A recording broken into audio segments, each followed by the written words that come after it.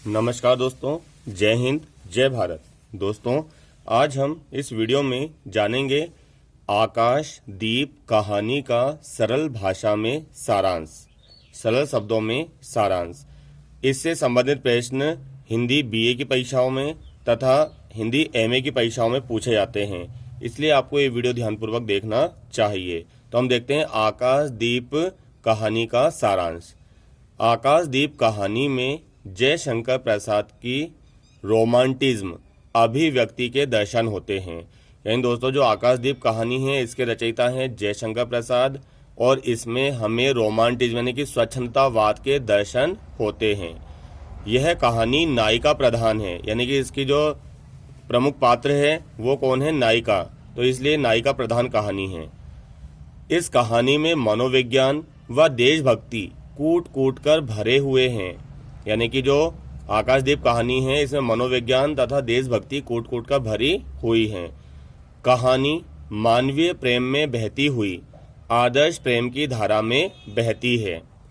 कहानी की नायिका अपने देश के लिए अपने प्रेमी का त्याग करती है। यानी जो कहानी की नायिका होती है वो अपने देश के लिए अपने प्रेमी का त्याग करती है।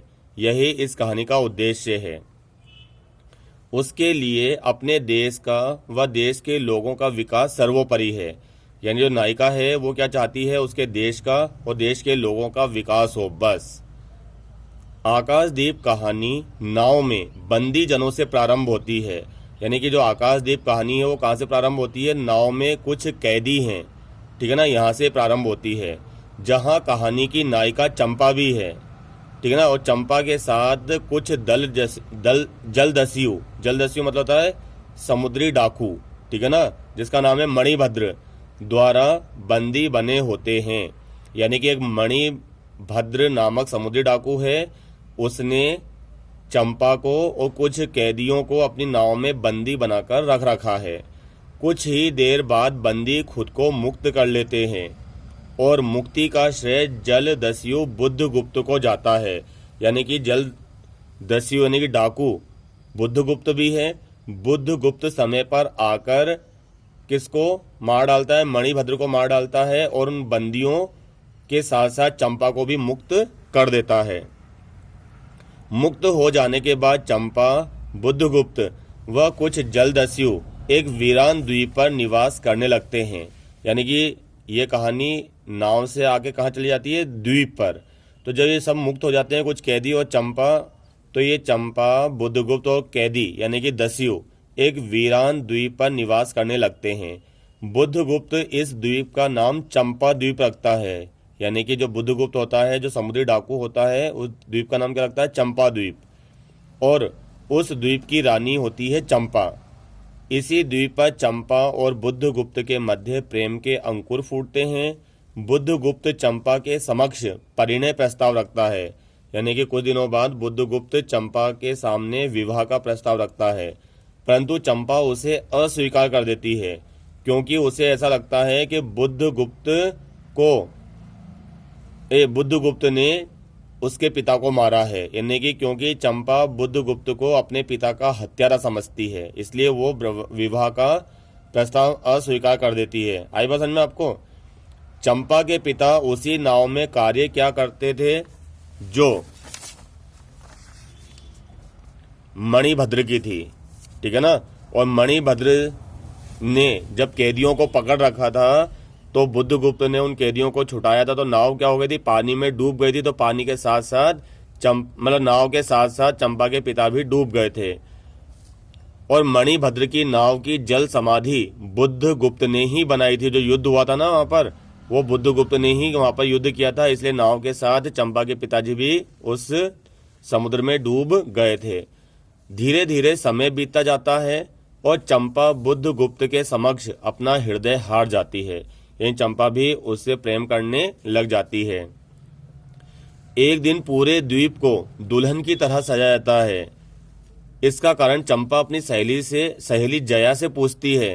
तब जया कहती है कि आज तुम्हें पता नहीं है रानी का ब्याह है। चंपा चौंक जाती है कि रानी तो मैं हूं, फिर रानी का ब्याह कैसे? चंपा हृदय से तो बुद्धगुप्त को बहुत चाहती थी, परंतु मन ने अभी तक उसे माफ नहीं किया था। फिर बुद्धगुप्त चंपा से कहता है कि मुझे अपने भारत देश की बहुत याद आती है, क्या तुम वहां मेरे साथ चलोगी? चंपा बुद्धगुप्त का यह वाला प्रस्ताव भी ठुकरा देती है और कहती है कि बुद्धगुप्त, मेरे लिए सब भूमि मिट्टी है, सब जल तरल है, सब पवन शीतल है। हे प्रिय नाविक, तुम अपने देश लौट जाओ, सुख का भोग करो, मुझे यहीं छोड़ दो। इस द्वीप के भोले भाले प्राणियों को व दस्युओं के दुखों को दूर करने के लिए, यानी कि मैं यहीं रहूंगी और इन भोले भाले प्राणियों का, दस्युओं का मैं दुख दूर करूंगी। मैं यहीं रहकर इनकी सेवा करूंगी तथा द्वीप पर भांति भांति के विकास करूंगी। अब यही मेरा देश है और यही मेरा प्रेम है। ऐसा कहकर चंपा रो पड़ती है, क्योंकि एक तरफ उसका प्रेम दूर हो रहा है परंतु देश आगे आ रहा है। एक दिन बुद्धगुप्त की नावें समुद्र में ओझल हो जाती हैं। ओझल मतलब यानी कि धीरे धीरे जो नाव है, ये बड़ी बड़ी नावें जाती जाती हैं और धीरे धीरे क्या होती जाती है, छोटी छोटी होती जाती है। ऐसा लगता है जैसे कोई छोटे छोटे दीप जल रहे हों। ऐसा लगता है जैसे कि चंपा ने क्या कर दिया, समुद्र को दीपदान, यानी कि प्रेम के दान के माध्यम से दीपदान कर दिया हो। आई बात समझ में? अर्थात वह चंपा से बहुत दूर चला गया था, है ना। चंपा ने अपने प्रेम को दीपदान करके, ठीक है ना, यानी कि आकाश में छोड़ दिया था। जैसे अपन छोड़ते ना, आकाश में कोई दीपक छोड़ते हैं, ठीक है ना, तो वो भी ऐसे लगता है छोटे छोटे दीपक की तरह। आई बात समझ में आपको?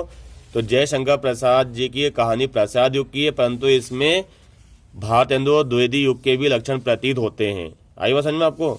उम्मीद है आज का वीडियो को पसंद आया होगा, समझ आया होगा। मेरे चैनल को लाइक करें, शेयर करें व सब्सक्राइब करें। धन्यवाद।